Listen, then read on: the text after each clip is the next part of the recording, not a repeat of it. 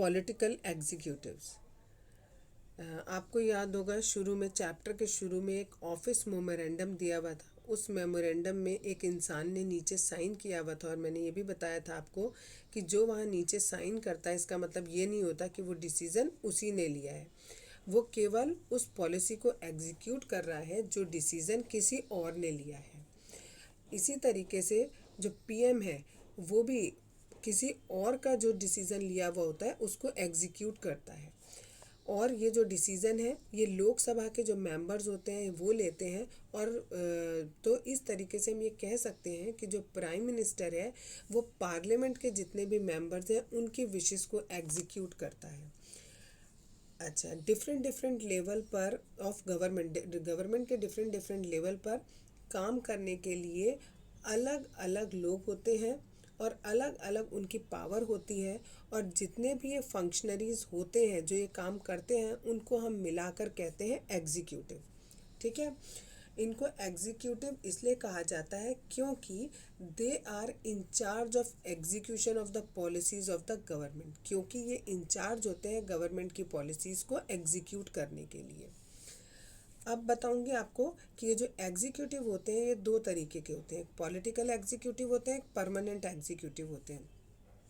Democratic country में जो आपके लोगों के द्वारा एग्जीक्यूटिव चुने जाते हैं for a specified period of time, उनको हम पॉलिटिकल एग्जीक्यूटिव कहते हैं। ये जो पॉलिटिकल एग्जीक्यूटिव होते हैं ये बड़े बड़े डिसीजंस लेते हैं। और सेकंड कैटेगरी में हमारे परमानेंट एग्जीक्यूटिव्स आते हैं।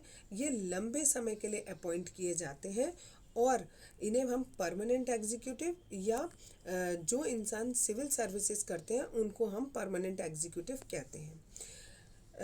जो लोग सिविल सर्विसेज करते हैं उन्हें हम सिविल सर्वेंट्स कहते हैं।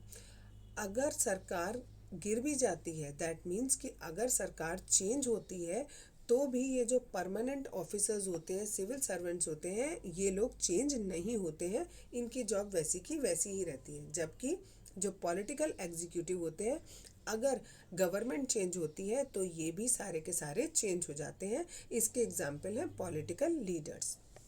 अब why does the political executive have more power than the non political executive? non political executive मतलब यहाँ परमानेंट एग्जीक्यूटिव की बात हो रही है। ठीक है, ये कह रहे हैं जो पॉलिटिकल एग्जीक्यूटिव होते हैं उनके पास ज़्यादा पावर होती है नॉन पॉलिटिकल एग्जीक्यूटिव से। ठीक है, ऐसा क्यों होता है? और जो मिनिस्टर्स होते हैं वो सिविल सर्वेंट से ज़्यादा पावरफुल क्यों होते हैं? जो सिविल सर्वेंट होते हैं वो जबकि ज़्यादा पढ़े लिखे होते हैं, ज़्यादा उनको नॉलेज होती है हर सब्जेक्ट के बारे में, लेकिन उसके बाद भी जो फाइनल डिसीज़न होता है वो मिनिस्टर्स का माना जाता है। ठीक है, कभी कभी कुछ इश्यूज़ ऐसे होते हैं जिन पे मिनिस्टर्स को बहुत ही कम नॉलेज होती है, तो उन्हें टेक्निकल नॉलेज लेने के लिए इन सिविल सर्वेंट्स के पास जाना पड़ता है और उनसे हेल्प लेनी पड़ती है। ठीक है, जैसे कभी कभी कोई डिफेंस का या इंडस्ट्री का, हेल्थ का, साइंस का, टेक्नोलॉजी का या माइनिंग, इन सब का अगर कोई मैटर होता है तो उसके लिए जो स्पेसिफाइड सिविल सर्वेंट्स होते हैं उनके पास ये मिनिस्टर्स जाकर सलाह लेते हैं और फिर फाइनल डिसीजन इन मिनिस्टर्स का ही माना जाता है। ठीक है, इन डेमोक्रेसी, और ये ऐसा क्यों होता है कि हम मिनिस्टर्स के जो निर्णय हैं उनको मेन मान रहे हैं और जो सिविल सर्वेंट हैं जिनको नॉलेज बहुत ज़्यादा है उनका जो निर्णय है उसको हम मेन नहीं मान रहे, क्योंकि जो हमने वो पॉलिटिकल एग्जीक्यूटिव चुने हैं, नेता जो हमने चुने हैं वो पीपल ने चुने हैं।